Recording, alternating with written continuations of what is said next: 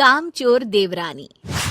एक बार की बात है, सुषमा अपने पूरे परिवार के साथ खुशी खुशी मोहन नगर में रहती थी। उसकी 2 बहुएं थी, पल्लवी और शिवानी। एक दिन दोनों बहुएं रसोई में काम कर रही होती है कि तभी उनकी सास सुषमा उन्हें बुलाती है।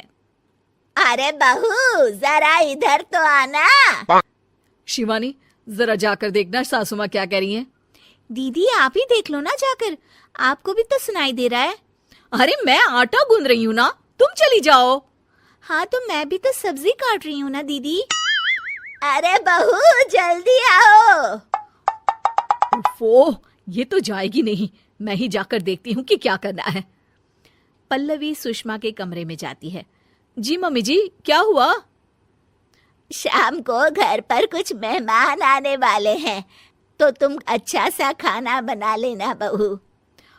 ठीक है मम्मी जी, आप बता दीजिए क्या क्या बनाना है और कितने लोग आ रहे हैं। सुनील की मौसी जी और उनका पूरा परिवार आ रहा है। कुल मिलाकर 3 लोग और हमें मिलाकर हुए 9 लोग।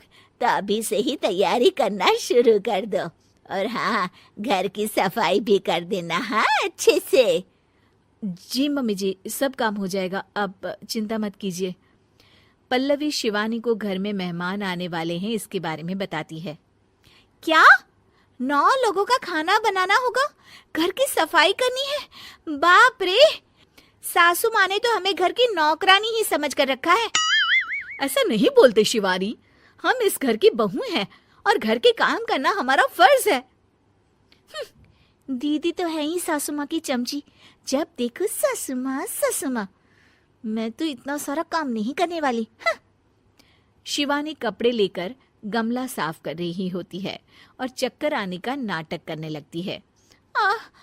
मेरा सर चकरा रहा है। तभी वहां पल्लवी और सासू माँ जाते हैं। अरे बहू, क्या हो गया तुम्हें? मम्मी जी, बहुत तेज सर में दर्द हो रहा है। तुम एक काम करो शिवानी, आराम कर लो। नहीं नहीं दीदी, घर में मेहमान आने वाले हैं, मुझे आपकी मदद करनी चाहिए।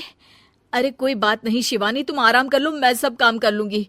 ठीक है दीदी, अगर आप इतना कह रही हैं तो आराम कर लेती हूँ। शिवानी आराम से अपने कमरे में मैगजीन पढ़ रही होती है। इसे कहते हैं आराम की जिंदगी। इतना सारा काम। चलो सारा काम खत्म हो गया, शिवानी को देख आती हूँ। शिवानी अपने कमरे में ईयरफोन में गाने सुनते सुनते सो जाती है और उसके साइड में मैगजीन भी रखी होती है। पल्लवी वहां आ जाती है और वो सब देखती है। ओहो, तो मतलब सब काम चोरी का बहाना था। अभी बताती हूँ इसको।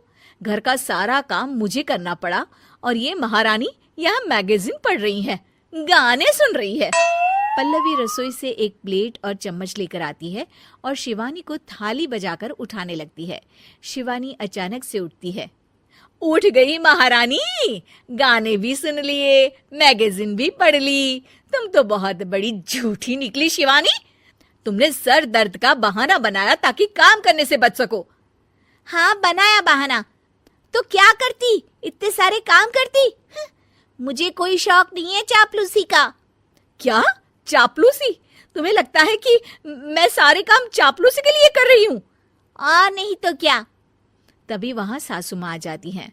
अरे बहू, वो लोग बस आने ही वाले हैं, तुम तैयारियां कर लो। जी सासू माँ, तुझे तो मैं बाद में देखती हूँ। सब खाना खाने बैठते हैं और खाना शुरू करते हैं। तभी सुनील की मौसी बोलती है। वाह भाई वाह, खाना तो बहुत ही अच्छा बना है सुषमा जी, एक एक चीज में क्या स्वाद है। ये सुनकर शिवानी मुंह बना लेती है। उसे अपनी जेठानी की इतनी तारीफ रास नहीं आती। आपकी बहुएं तो बहुत ही अच्छा खाना बनाती हैं। हाँ, बनाती तो दोनों ही अच्छा है, पर आज ना ये सारा खाना बड़ी बहू ने बनाया है। छोटी बहू की तबीयत ठीक नहीं थी, सो इसलिए। मानना पड़ेगा सुषमा जी, आपकी बड़ी बहू तो बहुत ही गुणवान है। पल्लवी की तारीफ सुनकर शिवानी को जलन होती है। पल्लवी ये सुनकर खुश हो जाती है और शिवानी की तरफ देखकर उसे चिढ़ाती है। कुछ देर बाद मेहमानों के जाने का वक्त हो जाता है। मौसी जी सबके लिए उपहार लाई होती है। वो सबको शगुन के पैसे देती हैं और अंत में पल्लवी के पास आती है। तुम्हारे लिए शगुन का लिफाफा तो है ही, पर बहू तुम्हें एक और उपहार भी मिलेगा इतना अच्छा खाना बनाने के लिए। मौसी अपने सोने के कंगन निकालकर पल्लवी को पहना देती है। ये लो, ये मेरे मनपसंद कंगन है, अब से ये तुम्हारे हुए। धन्यवाद मौसी जी। ये देखकर शिवानी तो पूरी तरह से जल जाती है और गुस्से से रसोई में चली जाती है। तभी वहां पल्लवी आ जाती है और उसे अपने कंगन दिखाने लगती है। देवरानी जी, अब आपका सर दर्द ठीक तो है ना? मुझे लगता है कि अब सर दर्द शुरू हो गया होगा आपका।